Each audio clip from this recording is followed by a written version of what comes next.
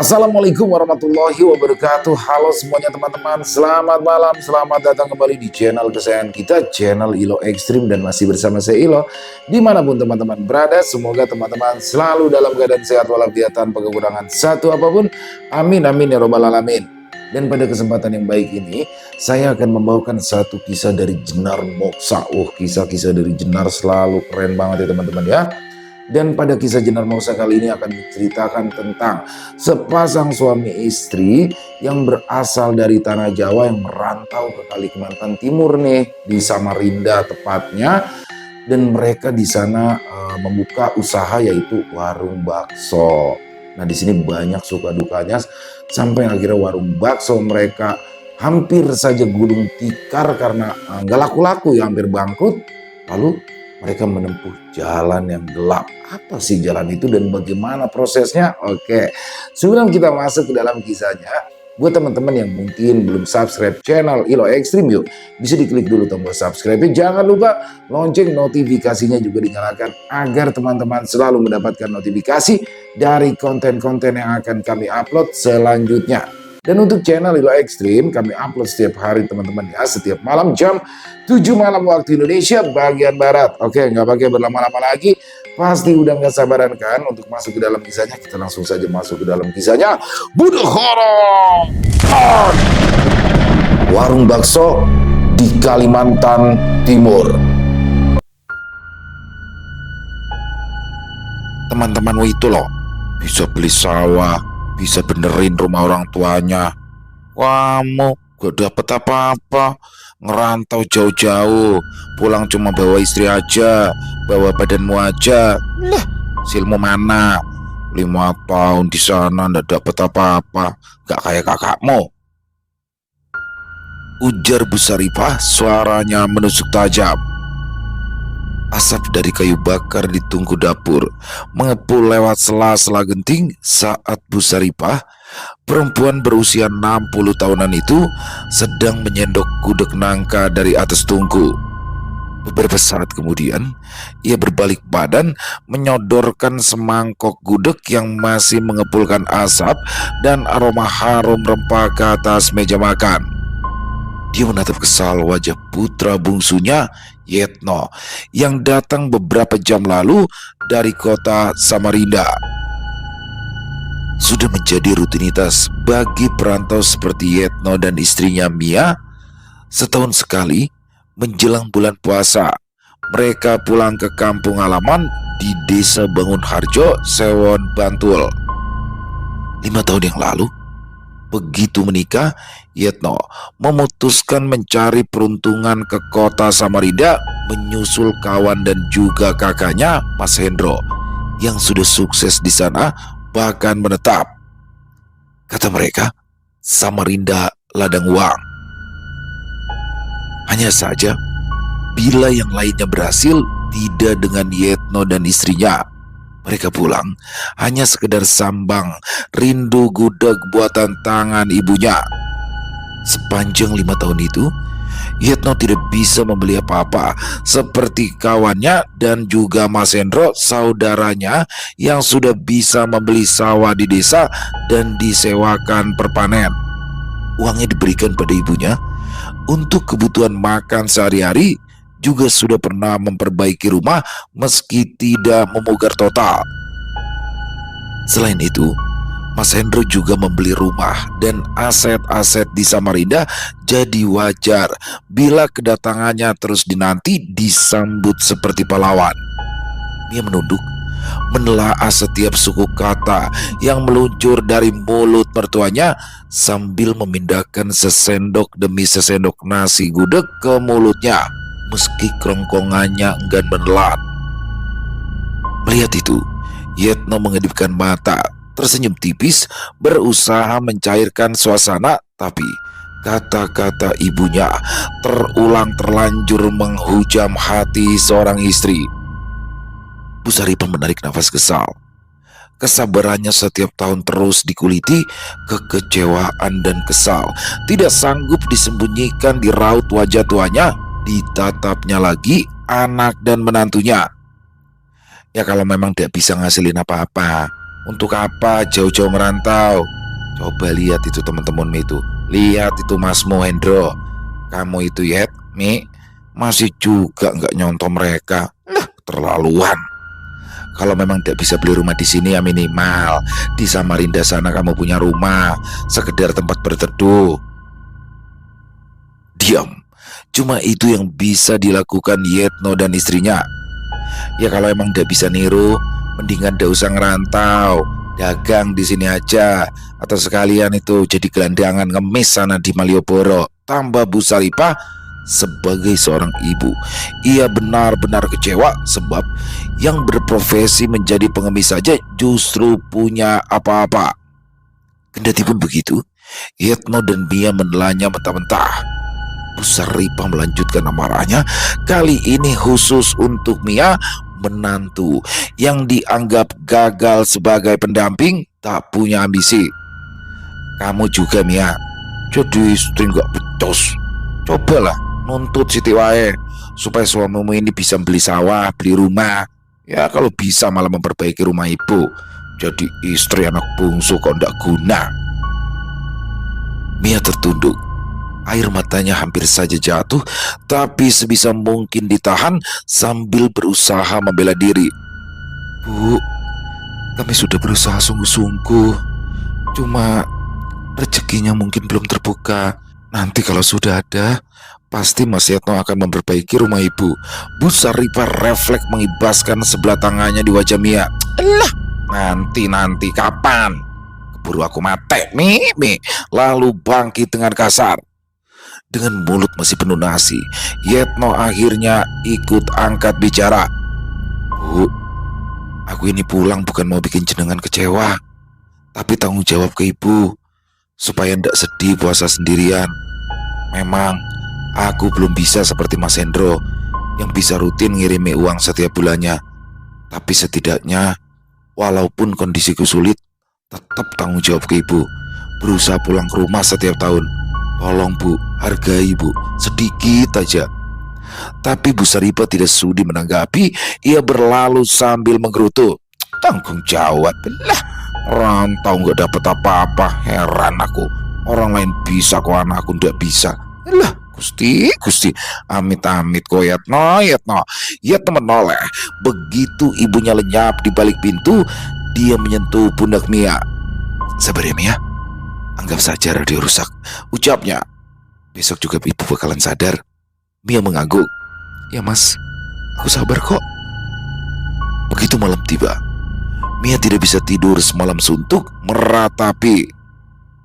Setiap tahun pulang, selalu saja dibilang aku istri yang gagal. Ya Allah, Mas Yetno kok tega ngajak aku pulang terus. Mendengar itu, Yetno di sebelahnya diam. Amarah ibunya juga terus terngiang di kepala. Cuma dia bisa apa? Pekerjaan boleh sama, tetapi rezeki orang beda-beda. Sejak dulu, Mia sudah tahu, setiap pulang, ibu mertuanya sebenarnya tak suka, tapi sayangnya selalu saja Yetno mengajak sambang di tiap tahunnya, bagaimanapun kondisi keuangan. Katanya, itu adalah tanggung jawab sebagai anak laki-laki. Begitu kembali pulang ke Samarinda, Mia berubah sikap. Bukan lagi istri yang terima apa adanya, kini ia sering marah-marah. Apalagi saat baksonya justru tidak laris, omsetnya menurun. Jika sebelumnya 6 kilo adonan dijual 3 hari, malah semingguan. Kalau sudah begitu, yang didapat hanya capek. Untung tidak ada hutang di penjual ayam dan gilingan bakso menumpuk. Ini pasti gara-gara ibunya Mas Yetno. Jadi orang tua terlalu menuntut anaknya. Akhirnya rezeki bukannya tambah lancar malah jadi seret. Gerutu Mia di tengah pikiran yang sudah carut marut. Pendapatan seminggu di warung bakso tidak bisa menutupi. Terhitung sudah 2 bulan terakhir, untuk membeli daging ayam mereka kesulitan, harus hutang dan hutang. Begitu pula waktu menggiling, wajah pemiliknya sudah masam bila diberitahu masuk nota lagi. Saking sudah tidak sanggup menahan emosi, Mia membanting tutup panci yang ada di tangan. Prang! Mas, 3 hari aja ndak habis. Masih lantai. Gak ada apa-apanya. Kalau Mira, suaranya bergetar antara marah dan putus asa. Harusnya 2 hari habis. Baru kita bisa dapat sisa 400 ribu.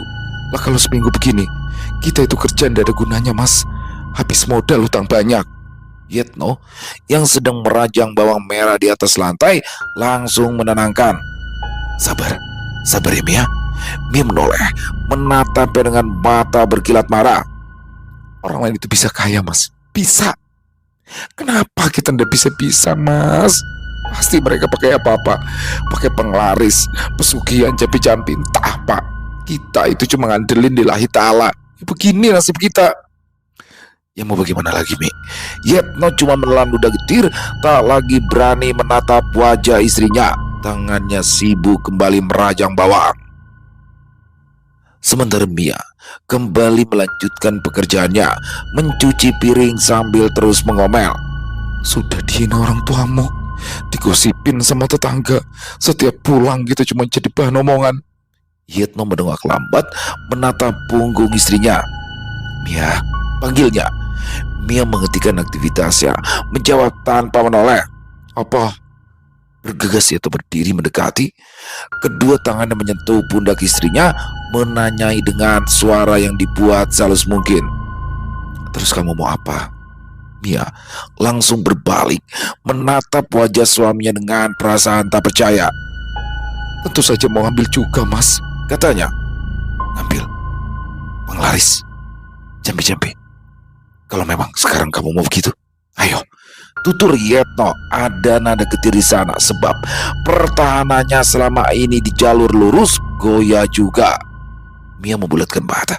Senang bukan main, ia langsung memindahkan tangan suaminya dari pundak lalu digenggamnya erat. Mas, kalau cuma penglaris, jampi-jampi, itu ramainya masih butuh bersaing. Bahkan bisa-bisa ndak manjur. Aku mau yang pasti-pasti aja. Mending Yetno memilih menunggu. Mendingan kita langsung cari pesugihan aja, Mas. Saran Mia, suaranya mantap tapi justru membuat Yetno terbelalak. Astagfirullahaladzim, Mi. Kamu milih ngajak cari pesugihan? Tanpa ragu Mia mengangguk. Iyo, kalau orang-orang itu bisa kaya dan sukses, pasti ada jalannya, Mas. Gak mungkin lillahi ta'ala. Termasuk itu Mas Hendro. Mas kamu itu. Sudahlah, Mas, percaya sama omonganku. Kita juga bisa. Orang-orang aja itu berani, masa kita enggak? Aku berani kok, Mas. Yetno masih terdiam, seperti shock mendengar ajakan istrinya yang selama ini menerima apa adanya. Tidak sabar, Mia mencoba memastikan. Bagaimana, Mas? Sampai berani juga kan? Pesugihan apa ya, Mi?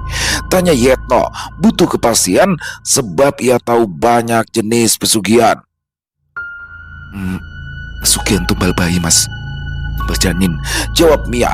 Sengaja mengencangkan suaranya.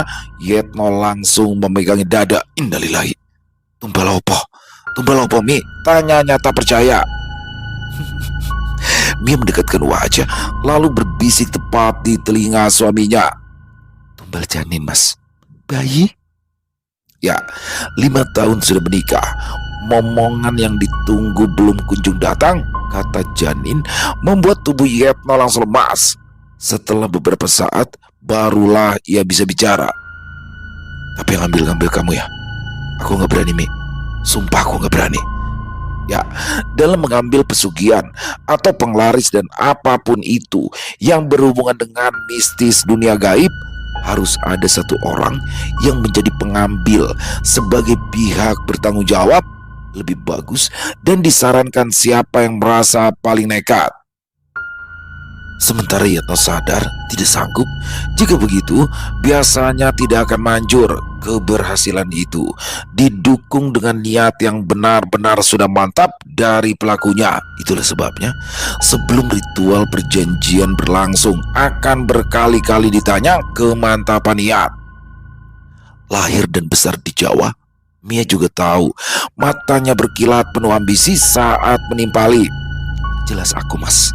Pokoknya sampean itu bagian merestui, mengantarkan saja. Aku yang ambil pesugihan itu. Tumbal janin, tambah Mia sambil mengusap-ngusap perutnya yang datar. Yetno langsung berbalik badan. Dia bingung harus berucap syukur atau justru sebaliknya. Pembicaraan itu berhenti. Keduanya kembali melanjutkan pekerjaan masing-masing. Yetno mengambil ayam lagi dan menggiling, meski semua dari hasil berhutang masuk ke tumpukan otak. Mendapatkan tatapan meremehkan sudah hal biasa bagi Yetno demi bisa berjualan. Kalau tidak ada untung, setidaknya bisa untuk makan. Biasanya begitu pulang dia akan berbagi keluh kesah dengan Mia. Begitu buka jualan, masih sepi pelanggan.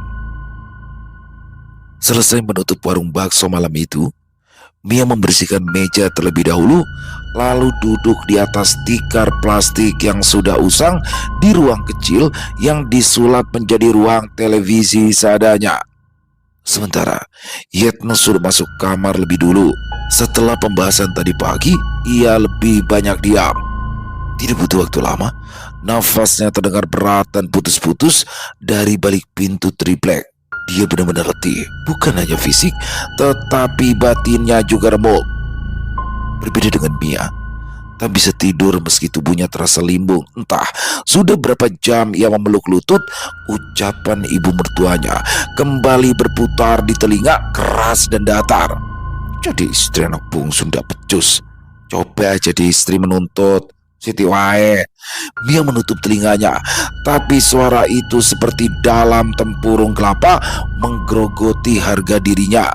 Ditambah lagi pembicaraannya dengan Yetno tadi pagi, kesanggupannya itu membuatnya merasa seperti sedang berdiri di tepi jurang. Kalau memang ada jalannya, kenapa tidak diambil?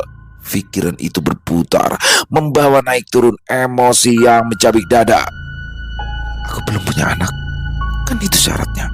Gumemil diri, lalu membuka kontak bernama Yu Marni. Kakaknya merantau di Malang dan sukses di sana. Tiap kali berkomunikasi, mereka selalu bicara ngalur ngidul, termasuk tentang urusan jalan pintas supaya kaya. Bahkan sudah beberapa kali menyarankan pada Mia, ketimbang usahamu jalan di tempat terus bikin kecewa ibu mertuamu terus, ya lebih baik kamu ambil pesugihan, Mi. Begitu saran Marni waktu itu, dan Mia selalu bilang, lebih baik lillahi ta'ala aja aku yuk. Nanti kalau waktunya dikasih rezeki kan pasti banyak. Terserah kamu, yang penting aku udah kasih saran, kata Marni waktu itu. Dan kali ini Mia tidak menyia-nyiakan saran itu. Ia segera menekan ikon telepon dan tersambung. Suara Yumarni menyapa dengan nada mengantuk. Halo Mi, kenapa malam-malam nelpon? Mia menelan ludah, lega sekaligus mendadak grogi. Yuk, aku mau ngomong sesuatu. Ngomong aja. Kenapa suaramu koyok uang tertokwang? Tebak Yumarni. Mia menarik nafas panjang terlebih dahulu, menguatkan hati tanpa basa-basi, langsung menindaklanjuti percakapan mereka waktu itu. Aku mau ambil pesugihan yuk. Hening sejenak. Tak terkejut sama sekali, Marni menjawab. Kamu mau jalur yang mana? Sing biasa, penglaris warung? Lekas Mia menjelaskan. Ora yuk, aku mau yang paling ampuh, yang paling kuat, yang paling cepat dapat uangnya. Di seberang sana, Marni bersuara. Kalau yang paling kuat, berarti pesugihan tumbal janin. Itu paling mantep, Mi. Cepet sugih kowe. Satu janin itu bisa kamu tukar ratusan juta. Mia menggigit bibir, bukan karena nominal yang didapat, tapi kata janin membuatnya meraba perut. Tapi aku kan belum punya anak yuk, belum pernah hamil. Menurut sampean piye? Alah, perkara itu ada yang ngatur, Mi. Tenang aja. Maksudnya diatur gimana? Suara Mia langsung meninggi, bingung bercampur takut. Yuk Marni menyandarkan suaranya dekat dengan speaker. Dengan kamu datang ke sana dan melakukan perjanjian, biasanya pengakuan orang-orang yang udah-udah loh. Setelah itu kamu bakal hamil sendiri. Toh, urusan belum punya anak, jangan kamu jadiin sandungan. Mia membeku. Sesuatu merayap dari tulang belakang ke tengkuk. tapi senyum perlahan merekah di bibirnya. "Baik yuk, kalau gitu aku mantep. Ambil pesugihan tebal janin," desisnya. Marni adalah perempuan yang sudah puas dicekoki pahit getir kehidupan sebelum sukses itu langsung memuji. Gitu dong, kalau udah mantep ya gampang. Tenang, nanti aku kirim alamatnya. Tunggu aja di WA. Ingat Mi, niatmu kudu mantep. Yuk, aku benar-benar udah mantep, jawab Mia. Telepon terputus. Di dalam kamar, Yetno terdengar mengorok sebentar, lalu hening lagi. Mia menatap pintu itu dengan tatapan yang sulit ditebak. Beberapa detik kemudian, notifikasi WhatsApp masuk. Mia membuka pesan itu, alamat pesugihan yang dikirimkan oleh Marni. "Kamu harus pergi berdua ke Desa Karangmanggis, Kecamatan Wonoaji.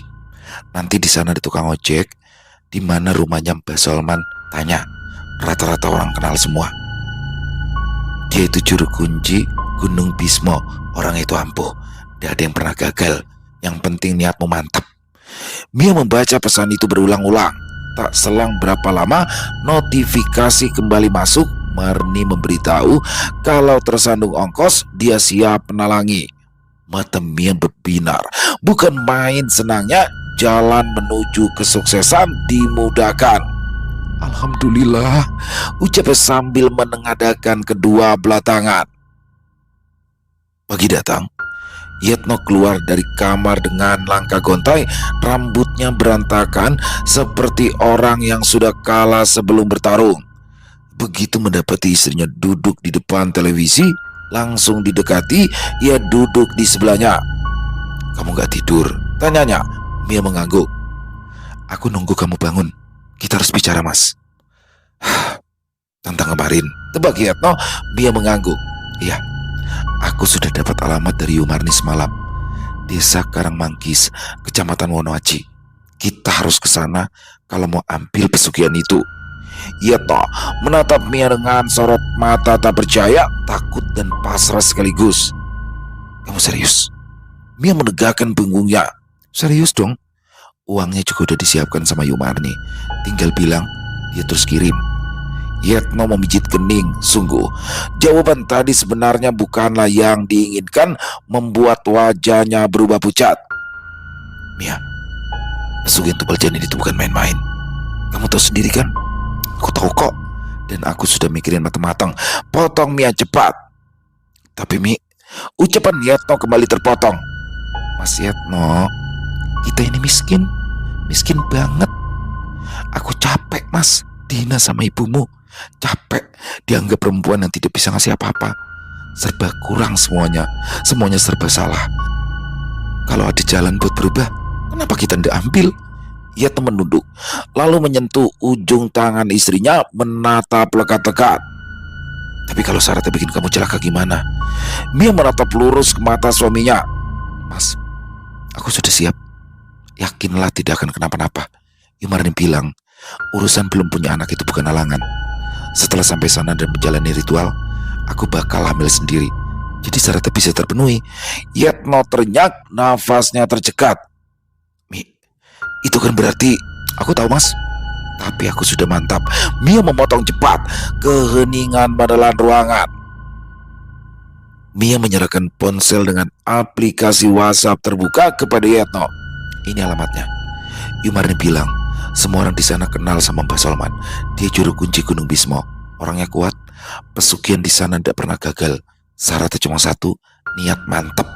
Yetno membaca pesan itu, lalu membaca lagi, hingga akhirnya pasrah sebagai seseorang yang sudah tidak punya pilihan lain. "Baik, Mi. Kalau memang kamu sudah mantap, aku ikut." Ponsel yang masih di tangan Yetno berbunyi. Satu pesan baru dari Marni kembali masuk, memberitahu kalau mereka kesulitan uang, disuruh bilang dan akan segera ditransfer. Mata Mia berkilat menatap suaminya. "Balas, Mas. Bilang kirim sekarang." Yetno menggeleng cepat, lalu menyodorkan handphonenya. "Kamu aja, Mi. Begitu handphone berpindah, Mia mengetik pesan, memberitahu nominal, dan pesan balasan masuk cepat memberitahu uang akan segera dikirim ke nomor rekening yang sudah biasa menerima transferan dari sang kakak. Marni memang sering menjadi penolong bagi keluarga kecil itu. Bila uang belum di tangan menjelang sambang ke Jawa, tinggal bilang ke dia saja, maka akan dikirimi dan mengembalikan kapan-kapan. Begitu notifikasi banking muncul nominal, Mia langsung loncat-loncat kegirangan menunjukkan layar ponselnya. Mas, alhamdulillah, sekarang aku akan pesen tiket sekalian. Kita akan terbang dan kaya raya. Yetno hanya diam 1000 bahasa, tidak menyangka bila harus berada di titik itu. Perjalanan dari Samarinda ke Jawa bukanlah hanya menguras tenaga, tapi uang juga. Harus pindah bus berkali-kali hingga akhirnya Yetno dan Mia sampai. Begitu, ojek yang disewa mengantar keduanya masuk ke desa Karangmanggis. Desa itu berada di kaki Gunung Bismo. Tempatnya dingin dan sepi karena banyak warga pergi ke kebun sejak subuh. 2 motor terus melaju, melewati pemandangan yang menenangkan, rumah-rumah kayu, kebun kentang, pohon bambu tumbuh subur berjajar di tepi jalan. Dan tukang ojek sudah tahu di mana rumah Mbak Solman, yaitu dekat hutan bambu yang tidak bisa dilalui motor. Jadi Mia dan Yetno turun di ujung jalan setapak. Begitu membayar ongkos, mereka berjalan kaki melewati jalan tanah. Kiri kanannya pohon bambu dengan medan menanjak. Tidak sampai 100 meter, terlihat sebuah rumah sederhana berdinding semen setengah dan setengahnya lagi dinding bambu. Mata Mia berbinar-binar. Akhirnya kita sampai. Mas, keduanya berpegangan tangan, berjalan hati-hati sebab meleset sedikit saja bisa jatuh ke selokan becek. Begitu sampai di depan pintu, keduanya terdiam sejenak. Tempat itu seperti tidak berpenghuni, sangat sepi, hanya kicau burung dan disertai angin menyapa. Mia langsung mengucap salam di depan pintu yang terbuka lebar. Kula nuwun. Tak lama, seorang lelaki sepuh muncul di ambang pintu. Tubuhnya kurus, rambutnya putih sempurna, mengenakan baju lurik, matanya tajam, layaknya seorang bini sepuh yang banyak pengalaman melihat hidup pahit orang lain, dan garis tegas di wajahnya sangat berharisma. Monggo, silakan masuk, katanya. Sambil berpegangan tangan, Mia dan Yetno mengikuti. Mbah Solman duduk di kursi kayu, mempersilahkan mereka duduk juga. Di situ berbincang awal perihal dari mana mereka, juga memperkenalkan nama dan niat kedatangan.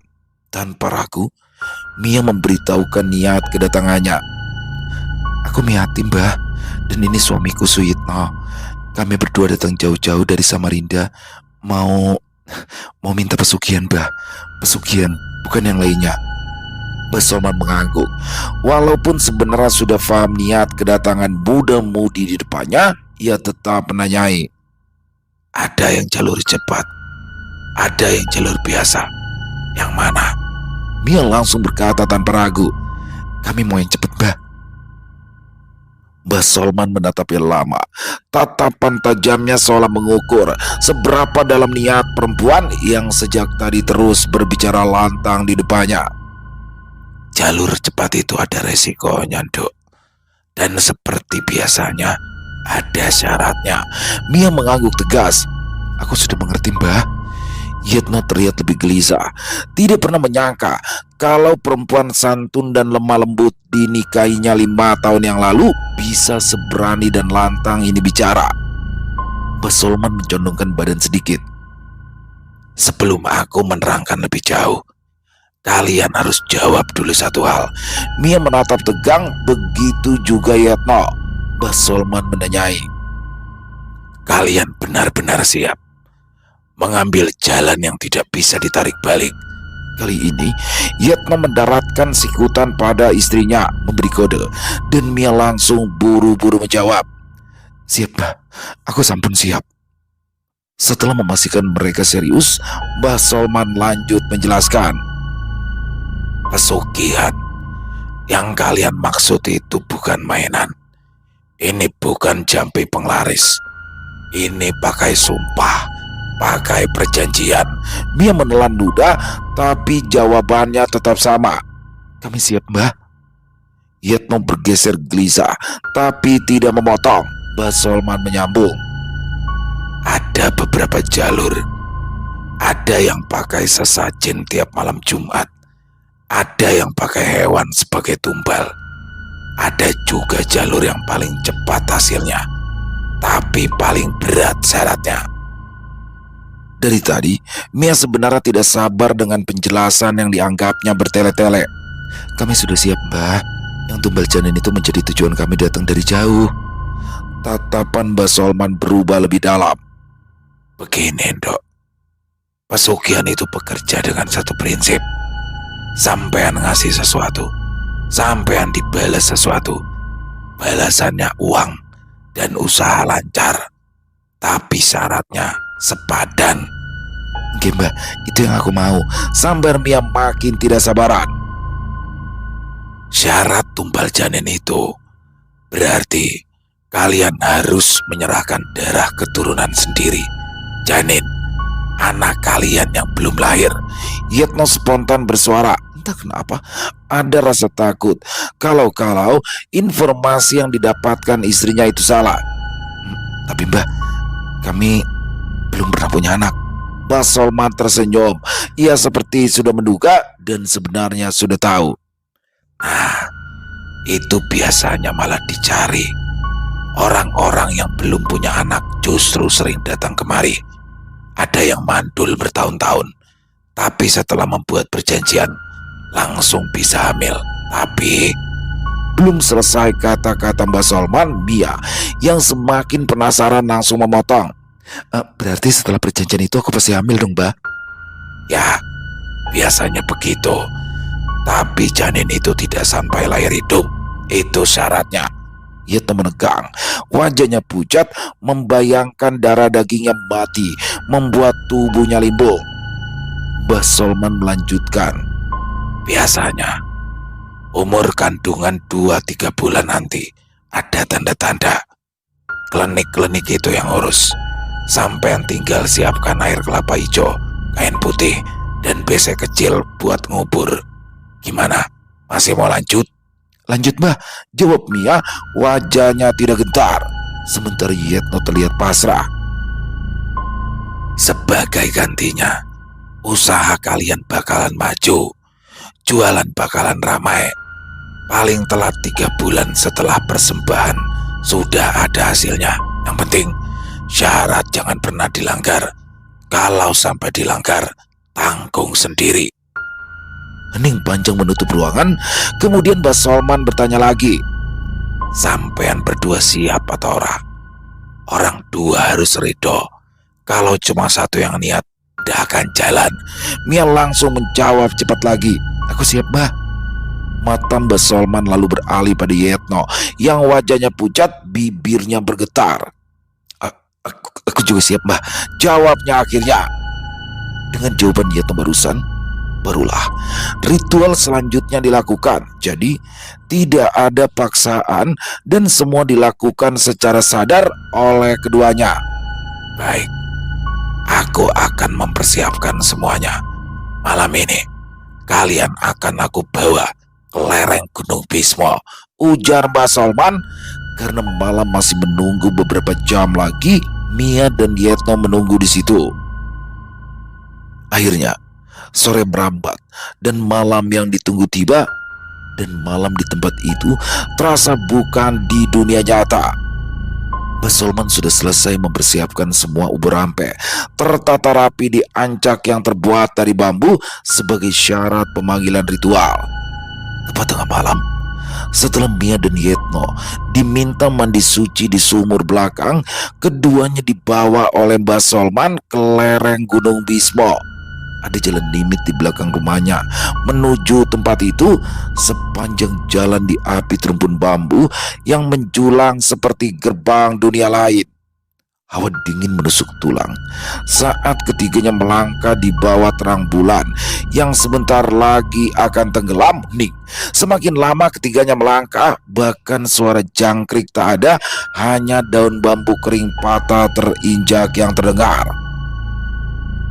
Begitu sampai di lereng, ada seperti petilasan di sana. Makam yang dibungkus kain kuning dan putih itu jadi tempat wingit gerbang menyampaikan niat. Dan disitulah Mbah Solman mempersilahkan Mia duduk bersila di depan di atas tanah tanpa alas tikar, sementara Yetno duduk tepat di belakangnya. Kedua telapak tangan keduanya menempel di lutut.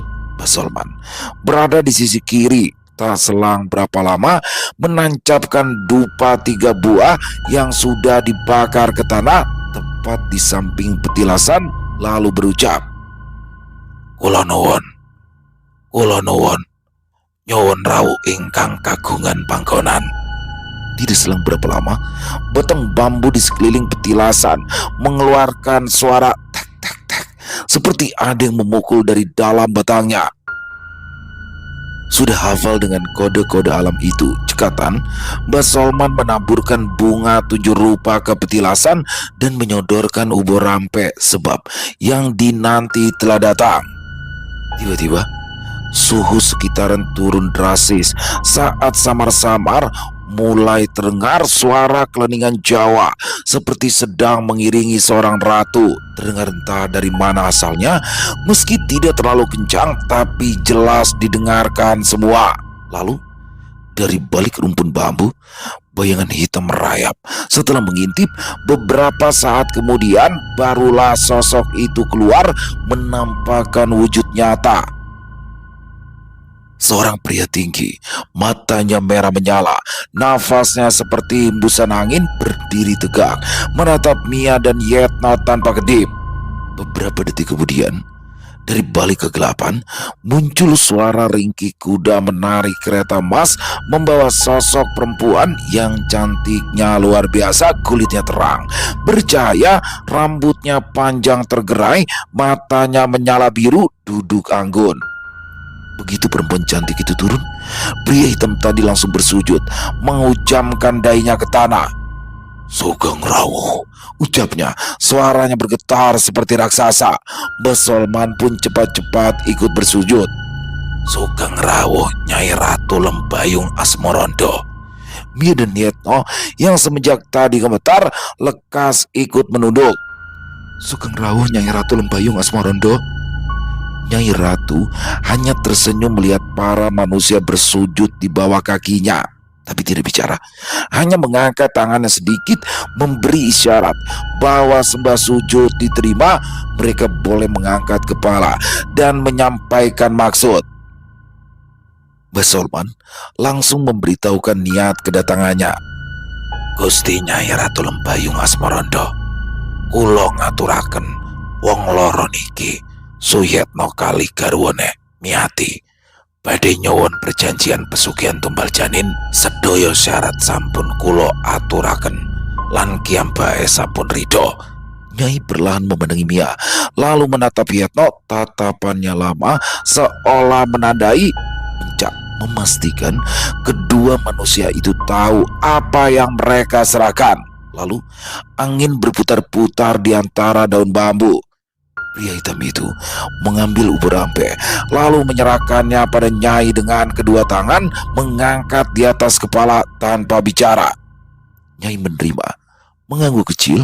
Tiba-tiba muncul 2 orang dayang-dayang di belakangnya, mengambil alih ubur rampe itu, yang diantaranya kain mori bertuliskan nominal berapa yang diminta oleh pelaku ritual yang dibawa.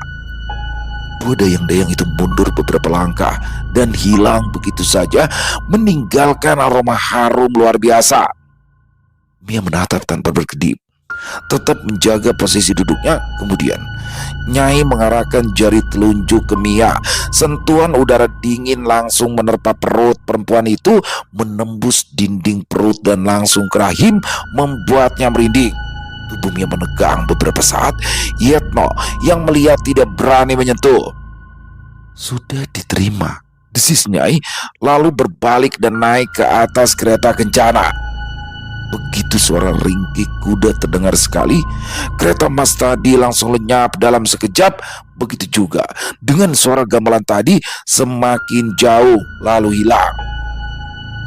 Yang tersisa hanyalah Mbak Solman, Mia dan Yetno duduk di bawah rimbun bambu dan perjanjian sudah mengikat. Sudah selesai. Permintaan kalian diterima dan dikabulkan, tutur Mbak Solman sambil bangkit. Mia dan Yetno langsung mengikuti. Mereka kembali menyusuri jalan yang tadi, tapi pulangnya jauh lebih lama, seolah jalan limit yang diapit pohon bambu itu semakin memanjang. Menjelang pagi, barulah mereka tiba di belakang rumah berdinding separuh semen dan separuhnya lagi bambu.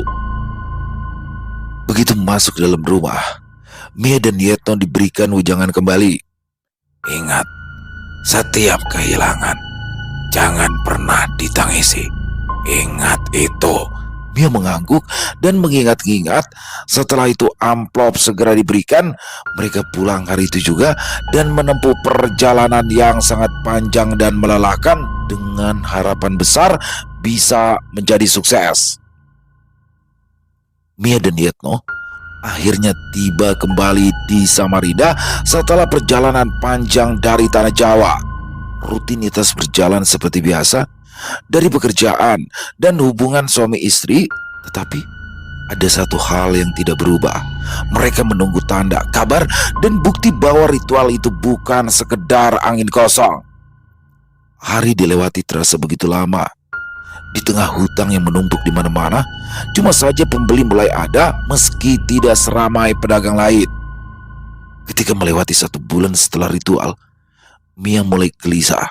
Setiap malam ia terbangun memegangi perut, menatapnya lama-lama, berharap sesuatu bergerak dari dalam. Sementara hawa dingin yang menusuk dinding rahim waktu ritual masih dirasakan, terutama setelah ia berhubungan badan.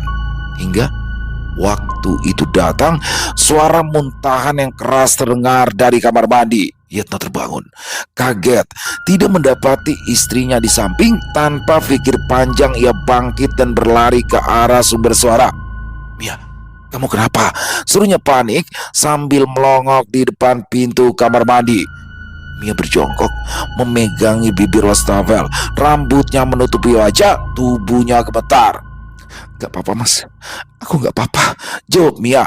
Tapi wajahnya pucat saat akan berjalan, kepalanya pening dan langsung berpegangan. Yetno sigap memeluk, memapa ke kamar. Begitu duduk di tepi kasur, Mia memejamkan mata sambil mengusap dada yang terasa panas, seperti asam lambung naik atau entah apa itu. Rasanya sangat tidak nyaman dan ingin kembali muntah. Jangan-jangan kamu hamil, celetuk Yetno tiba-tiba. Mia langsung menatapnya, matanya membesar. Tiba-tiba ia langsung bertenaga, wajahnya berbinar penuh harap. Mas, tadi juga aku mikirnya begitu. Ini sudah masuk bulan kedua setelah ritual, mungkin kan? Yetno bangkit dengan cepat. Aku ke apotek dulu, beli tes pack, kita harus tahu. Jangan lama-lama mas, aku tidak sabar ini, seru Mia. Yetno yang sudah tak sabaran langsung menyambar kunci motor, melaju kencang. Sementara di kepalanya macam-macam prasangka, lebih ke ketakutan. Bagaimana kalau Mia hanya masuk angin atau ritual gagal, terus kakak iparnya menagih hutang? Namun di antara semua kecemasan, ada satu pikiran yang paling menakutkan. Bagaimana kalau istrinya benar-benar hamil dan itu berarti tumbal? Telapak tangan Yetno berkeringat saat memegang stang motor kembali pulang. Tes pack sudah didapat. Begitu sampai, Yetno menyerahkan tes pack itu tanpa sempat melepas helm. Nih, cepat pakai. Mia langsung masuk ke kamar mandi, diikuti Yetno yang penasaran. Urin sudah berpindah ke dalam wadah. Dengan jantung berdegup, keduanya saling pandang. Yetno bagian mencelupkan, sementara Mia membekap mulut dengan kedua belah tangan menunggu. Beberapa detik kemudian, mata Mia berkilau seperti tidak percaya, menunjuk. Mas, Garisnya sudah muncul. Buru-buru Yetno mengangkat garis 2, membuat beberapa detik dunianya berhenti, air matanya turun sendiri. Mi, kita dapat anak, Mi. Setelah 5 tahun, suaranya pecah, tubuhnya bergetar. Ya mas, gak nyangka aku. Mia ikut menangis, tapi hanya sebentar mendadak berhenti. Dihapusnya air mata, perlahan ekspresi wajahnya berubah, disentuhnya pundak suaminya. Mas, jangan nangis. Masih memegangi tespek positif, Yetno menatapnya. Kenapa? Sebab kita sudah sepakat. Anak ini ditukar dengan uang. Kamu ingat kan? Yetno tercekat. Mia mengusap perutnya lagi, kali ini dengan tatapan penuh ambisi. Matanya tak lepas menatap mata sang suami, pria yang selalu saja jadi omelan ibunya. Dengan suara bergetar dan tangan yang terus mengusap perut yang terasa mulai memanas, Mia bicara. Ini bukan anak biasa, mas. Ini akan jadi uang kita. Jalan kita menjadi orang kaya, seperti yang diinginkan ibumu. Membeli sawah, beli rumah, renovasi rumah ibu. Kamu ingatkan, mas, apa yang diinginkan ibumu? Yetno merasakan lututnya lemas. Lekas-lekas ia berpegangan pada dinding, tenggorokannya kering, tak tahu harus berkata apa. Dan hari-hari mereka sudah semakin cerah. Warung bakso semakin ramai. Dalam kurun waktu itu, hutang di bos ayam sudah lunas. Begitu juga di tempat penggilingan, pundi-pundi keuntungan sudah mulai didapat. Hal yang mustahil tapi nyata, rata-rata yang makan di warung bakso itu bilang, dari dulu ingin makan di sini, cuma berat saja. Rupanya baksonya enak, murah juga. Memang, sepulang dari Jawa waktu itu, Yetno menurunkan harga porsi bakso, juga memberi variasi tambahan tahu. Dan dari situlah pelanggannya satu-satu makin banyak, bahkan yang biasa makan di warung depan berpindah ke tempatnya. 3 bulan kemudian, malam itu berbeda. Udara begitu dingin sampai menusuk kulit, seolah ada sosok lain dengan kekuatan luar biasa yang sengaja menidurkan bangsa manusia. Jam sudah menunjukkan pukul tengah malam. Mia dan Yetno baru saja terlelap ketika sayup-sayup suara gamelan terdengar dari jauh, lirih tapi jelas, terbawa hembusan angin yang entah dari mana datangnya memenuhi ruangan. Disusul satu kali ringkikan kuda yang menggema di luar rumah atau di balik pintu kamar, mungkin juga seperti di atap. Mia tersentak bangun, nafasnya memburu, lalu masih setengah sadar ia menggoyang bahu suaminya kuat-kuat. Mas, cepat bangun mas, kamu dengar nggak? Yetno membuka matanya dan langsung membelalak. Pandangannya tertuju pada pintu kamar mereka yang tadi seingatnya sudah dikunci dan kini terbuka. Di ambang pintu, Nyai Ratu berdiri anggun, rambutnya yang panjang tergerai sampai lantai, sepasang mata birunya menatap dingin, kakinya tidak menyentuh lantai sedikit pun. Tidak ada suara, tidak ada jejak pintu terbuka paksa.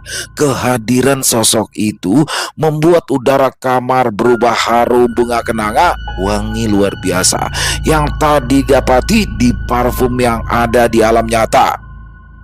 Menyadari kehadiran sosok itu, Mia dan Yetno refleks merosot dari ranjang, bersujud dalam-dalam di atas lantai. Sugeng rawuh Nyai Ratu Lembayung Asmorondo, tak sakulo tompo rawuhipun. Nyai Ratu tersenyum tipis, tapi tidak menunjukkan kehangatan sama sekali. Wis, cukuplah sembahmu menungso, tak tompo, ucapnya dengan suara lemah lembut diikuti gerakan tangan. Dari belakang melangkah seorang perempuan sepuh, punggungnya bungkuk, rambutnya kusut panjang tanpa digelung, matanya berkilat tajam, bibirnya menyeringai menunjukkan deretan giginya yang hitam. Lasem, lakoni tugasmu, perintah Nyai Ratu datar. Matanya tanpa berkedip pada dua sosok manusia. Perempuan sepuh itu terkekeh. Oke Nyai. Lalu setapak demi setapak ia mendekati Mia yang masih menunduk dengan tangan gemetar. Tepat naik ranjang, Dek. Waktumu wes tekan cabang baikku wes wayahe. Tanpa sempat berpikir, seperti dihipnotis, Mia merangkak ke atas ranjang. Tubuhnya bergetar hebat. Dua dayang tiba-tiba muncul dari belakang Nyai Ratu, membawa sebuah nampan berisi kain putih, air kembang, dan sebilah pisau kecil berwarna emas. Di tangkainya ada rangkaian kembang melati. Mereka berdiri di sisi ranjang, diam tanpa ekspresi. Mia berbaling terlentang, nafasnya tersengal saat sepasang tangan tua itu menaikkan daster yang dipakainya hingga ke dada, menampakkan perutnya mulai membuncit. Ditatapnya perutnya bergerak sendiri, seperti ada sesuatu yang menekan dari dalam mencari jalan keluar, dan rasa sakit luar biasa langsung menyergap. Yetno berdiri kaku di pojok kamar. Tubuhnya seperti dipaku di lantai, ingin menjerit, ingin menarik istrinya pergi, tapi mulutnya terkunci, suaranya lenyap. Tekanan aura gaib dan mistis itu membuat seluruh tubuhnya beku. Di depan matanya, Mia mulai merintih, menahan sakit luar biasa. Matanya memerah, wajahnya pucat, tangannya mencengkram spray sampai sobek, kedua belah kakinya menggelinding sana kemari. Sementara Mbah Lasem duduk di samping Mia. Sepasang tangan tuanya sigap meremas perut, sementara mulutnya terus berkomat-kamit. Lalu sepasang tangannya mengambil sesuatu dari nampan yang dibawa oleh dayang-dayang, dan sesuatu itu adalah pisau kecil berwarna emas dengan kalung melati. Yetno yang tidak tega langsung menutup mata, tapi rintihan Mia masih menembus telinga, membuatnya berbalik dan meringkuk menghadap tembok, menutup telinga rapat-rapat hingga melewatkan momen di mana Mbah Lasem mendaratkan bila itu ke atas perut, lalu menariknya hingga terdengar bunyi suara. Tras, spontan Mia menjerit keras. Sakit. Cukup satu kali, dunia Mia langsung gelap. Dia tidak lagi melihat. Saat bayi merah keluar dari rahimnya, dirogol langsung oleh kedua tangan Mbah Lasem, diangkat tinggi-tinggi hingga darah menetes ke perut yang masih menganga. Lalu ditatapnya lekat-lekat janin di tangannya. "Cah bagus," desisnya setelah melihat jenis kelamin. Sementara dayang-dayang langsung maju, mengulurkan nampan berisi kain putih dan air kembang. Mbah Lasem mengambil kain putih itu dan membungkus janin yang berdarah-darah di tangannya, lalu diletakkan di atas nampan kembali.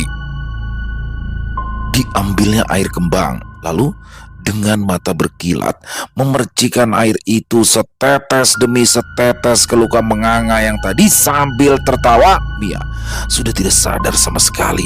Bayi dalam rahimnya dipaksa lahir bukan oleh waktu, tapi oleh kekuatan gaib yang menuntut bayaran. Mbah Lasem melirik sekilas ke arah dinding di mana sosok pria tergeletak di lantai.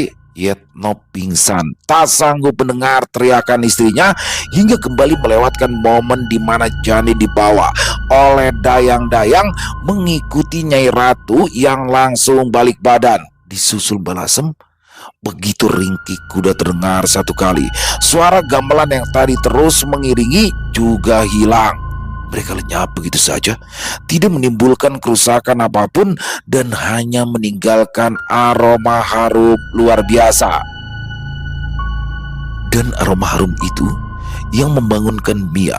Nafasnya langsung tersengal-sengal, air matanya nyaris mengalir. Tapi saat tangannya meraba di atas spray, sesuatu dirasanya membuat meraba, lalu meremas dan mengangkat, sontak langsung berteriak histeris.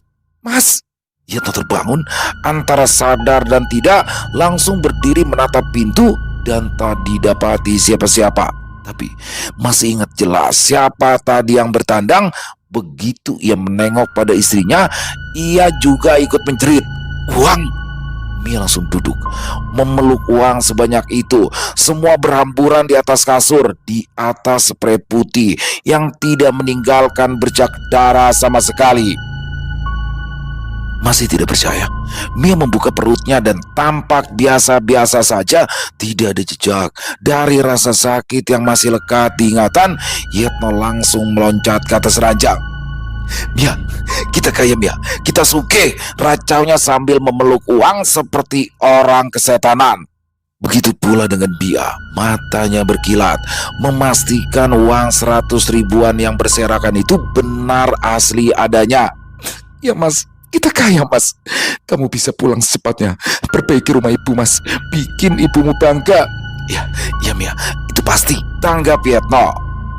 Dengan nafas memburu, keduanya duduk bersila di atas ranjang, sama-sama menata uang. Semalaman mereka berdua tidak tidur. Begitu uang sudah dijajar satu persatu, bertumpuk 10 juta di atas kasur, Mia mengusap perut yang datar. 700 juta mas, aku masih ingin lagi, desisnya. Apa kamu masih yakin Mi? Tanya Yetno. Dengan senyum yang mengembang, Mia menjawabnya. Iya mas, sampai kita punya segalanya, baru kita putus ikatan perjanjian itu. Selesai. Wow, luar biasa kisah dari Jenar Moksa. Waduh, Yetno dan Mia. Akhirnya mereka menyerah pada keadaan ya, setelah warung baksonya hampir gulung tikar, hampir bangkrut, dan tekanan dari orang tua, dari ibunya Yetno, mertuanya Mia. Pedes banget sih emang omongannya ya, pedes banget sih. Tapi begini teman-teman, sekasar-kasarnya, sepedes-pedesnya omongan orang tua, ya sudah, kita dengarkan saja, jangan dibantah, tapi yang baik-baiknya aja diambil, jangan yang buruk-buruknya. Ya mungkin tujuan ibunda dari Yetno ini memacu anak ya teman-teman ya. Jadi memang kata-katanya kasar tuh. Merantau jauh-jauh, nggak punya apa-apa, belum bisa beli rumah, wah sakit banget digituin. Istrinya lagi disalah-salahin orang yang laki-laki, anaknya kan yang mencari nafkah itu tugas dari anak laki-laki. Dan ini menjadi dorongan tuh buat Yetno dan juga Mia, sehingga mereka akhirnya menempuh jalan yang salah. Dan hal ini didasari oleh keyakinan yang kuat dari Mia sebagai istri. Dia udah lelah teman-teman, capek berjuang, capek berusaha, akhirnya di sini menempuh jalan yang gelap. Dan itu tuh kan juga atas dasar dorongan dari mertua ya, dan juga dorongan dari kakaknya yang udah nanti dibiayain. Akhirnya dia menempuh jalan itu, sukses. Ya sukses, dia datang ke Jawa lagi, naik pesawat, ngeluarin uang banyak, datang ke rumah dukun, ritual, sampai akhirnya pulang lagi ke Kalimantan, buka warung baksonya, laris manis, tapi jadinya diambil. Waduh, ini sama aja ya, dia nggak punya keturunan dong berarti selama-lamanya. Dan dari kisah ini berarti kan kita bisa lihat ya, bahwasanya segala sesuatunya itu hanya didasari keyakinan teman-teman. Karena dukunnya bilang, kamu yakin orang? Suaminya ditanya, yakin nggak? Dua-duanya yakin. Datang tuh Nyai Ratu Lembayung Asmorondo, datang, ditanya lagi yakin, jadi. Sebenarnya sama aja, kita cuma perlu yakin sama yang di atas, yakin sama Tuhan kita, usaha yang keras, berdoa, insya Allah apapun pasti dikabul, selama kita berusaha dengan giat, berdoa dengan penuh keyakinan. God never sleep teman-teman, Allah nggak pernah tidur. Allah akan melihat mana hambanya yang berusaha dengan sungguh-sungguh dan berdoa dengan penuh keyakinan, pasti dijabah. Dan itu semua hanya soal waktu, sabar apa enggak ya kan, tetap usaha, tetap konsisten atau enggak, itu aja sih. Waduh, kok saya jadi ceramah ya, ini lebih menceramahi diri saya sendiri sih sebenarnya, untuk menambah keyakinan. Dan keren, pakai banget kisahnya. Ini kisah-kisah dari Jenar tuh kata-katanya selalu kayak dapat banget ya, saya jadi bawainya tuh enak banget ya teman-teman ya. Dan di sini mari kita ambil hikmah baik dan dibuang yang buruk-buruk ya. Ini saya berharap ada part 2 nih sebenarnya nih, karena kan di situ baru suksesnya aja. Kita belum tahu nih bagaimana ke depannya ya kan. Apa sih yang terjadi sama Yetno dan Mia, mudah-mudahan Jenar ada lanjutannya. Jadi bukan berarti kisah tadi, oh teman-teman kalau mau sukses harus pesugihan. Enggak, bukan begitu, bukan. Intinya jangan pakai pesugihan. Kalau memang kita mau kaya ya usaha, doa, udah. Berserah diri kepada yang di atas setelah doa dan yakin dan usaha yang giat. Itu aja sih ya. Terima kasih Jenar Moksa kisahnya, dan silakan buat teman-teman yang mungkin punya komentar lain bisa menuliskan di dalam kolom komentar, ataupun hanya sekedar saling menyapa, insya Allah kami akan menjawabnya satu persatu.